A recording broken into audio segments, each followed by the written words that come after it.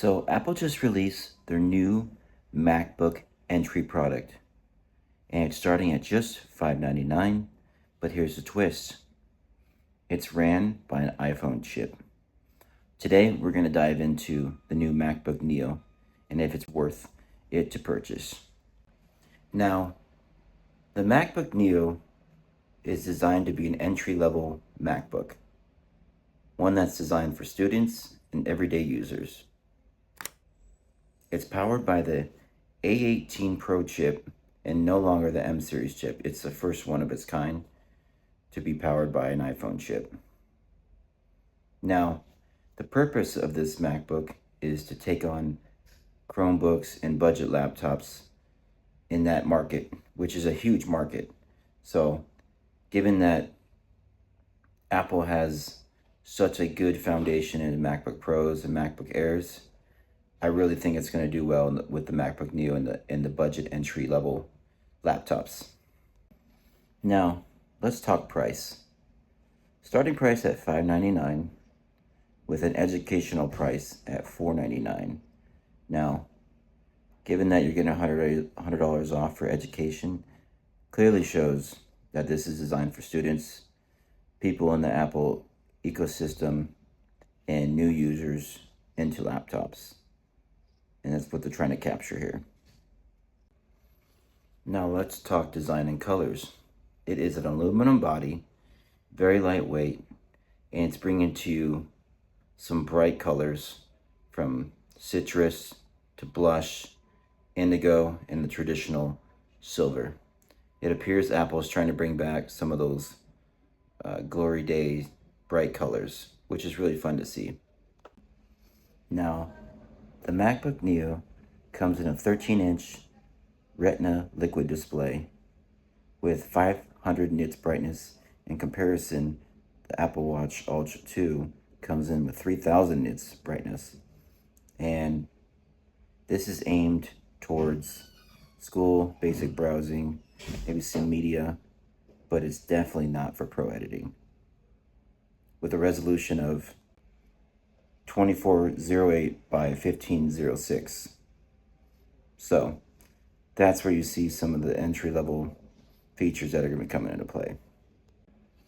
Talking performance, it's powered by the A18 Pro chip, which is in the latest iPhone. And this is the first laptop to use this chip. Now, this is where this is more focused on everyday apps, web browsing, media. Now, let's talk battery life. With up to 16 hours of battery life, it can get you through all your classes during the day, traveling without needing to charge it up. It's got a fanless design and it's very quiet. Once again, this is really showing who this product is for. Travelers, school, something that can get you through the day without needing to charge it up.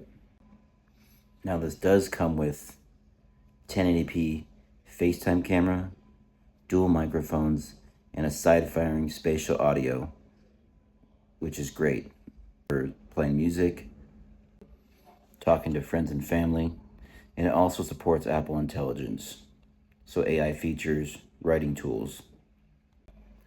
Talking ports and connectivity, this does have 2 USB-C ports, audio jack, Wi-Fi 6E, Bluetooth 6, which is just your basic connectivity, which is to be expected on an entry-level computer.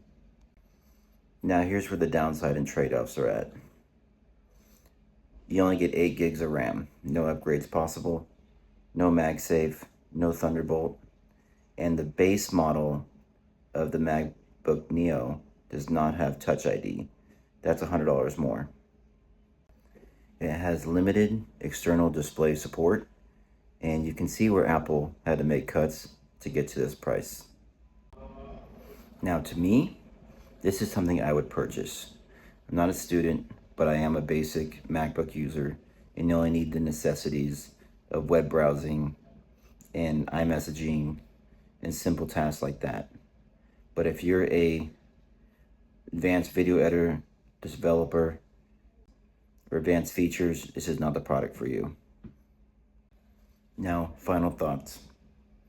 This is the most stripped down MacBook entry level you can get, but it gets you into the ecosystem and it's a great starting price. And the only question is, how does it compare to a Mac Air? And is this something that will still contend with the MacBook Air? Make sure you subscribe and like this video to get this content out there to other people. I appreciate you guys. Thanks for watching. We'll catch you in the next one.